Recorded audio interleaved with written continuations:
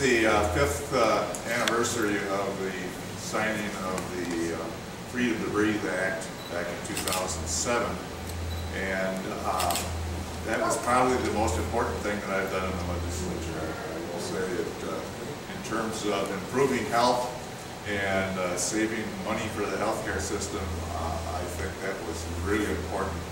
It was very difficult to get passed, and but once we got it passed, now 75–80% of the public think it was a great idea. So it's very popular with the public.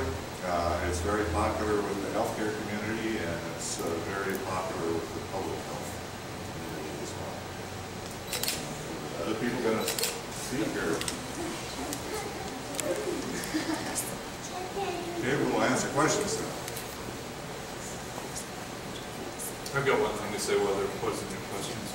So, you know, all of these folks are from Moose Lake, Cloquet, Duluth, Carleton County, St. Louis County. I think we got everybody in there. And you know, this is really where the state smoke-free campaign began.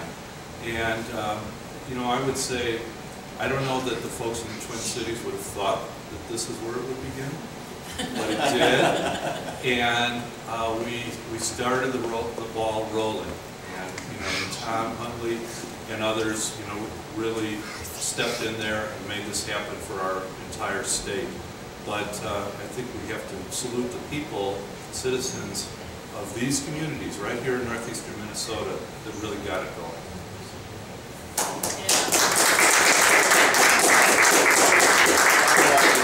When Duluth passed it before the state did, the then owner of the Pickwick was very upset. And after about 2 months, he was taking ads out nationally saying what a great idea this was. So he was very happy, didn't hurt his business at all. His customers loved it much better. Yep. We just have a little gift for Representative Huntley. This is a photo of the day the law was signed. We'll put it right here. Okay. And standing next to him is someone we shouldn't forget, which is Romel Jones. She was a business owner in Moose Lake and really was a pioneer in getting this passed. She and her employees and staff at a restaurant in Moose Lake really struggled with exposure to secondhand smoke. There's a long history and story with that. So she got to stand right there next to the governor and Representative Huntley as that law was signed into. And Senator Sharon. And Senator Sharon also. From Mankato, she was the author in the Senate. And it was just as tough to get it passed in the Senate as it was in the House. And she happens to be a PhD in nursing. So she's very interested in public health matters. And if I remember my numbers correctly, it was 17 committee hearings and 117 attempts to amend it. Yeah. It was, I'm not sure there are many that have gone through that rigorous trail. Yes.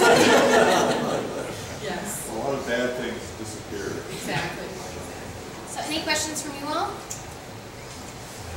I guess, I know we talked a little bit about the effect on businesses. I guess, what would you say to some businesses who think maybe they were doing a little bit better? What would you say to that?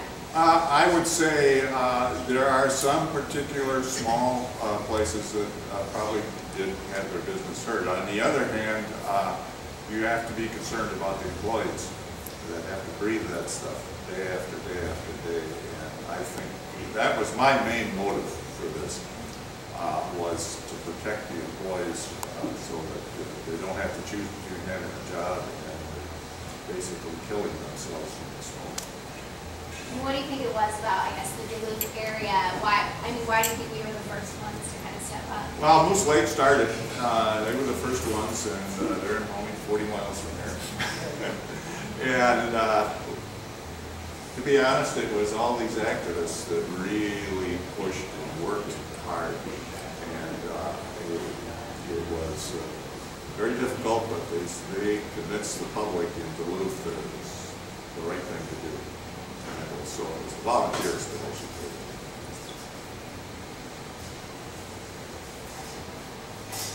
Any other questions? I have to apologize for being late, but there was about a 45-minute detour on Highway 210 right. It's the strangest one I've ever seen because it was not Marked. highway stuff. It was cops, firefighters, and emergency vehicles who were directing the traffic. So I think someplace around the right that was an awful accident. Or a drill that's So Well, that's why I'm like, There's some beautiful cupcakes over here, and we invite everybody to come and celebrate and have a birthday cupcake. And thank you all for coming. thank you. Thank you.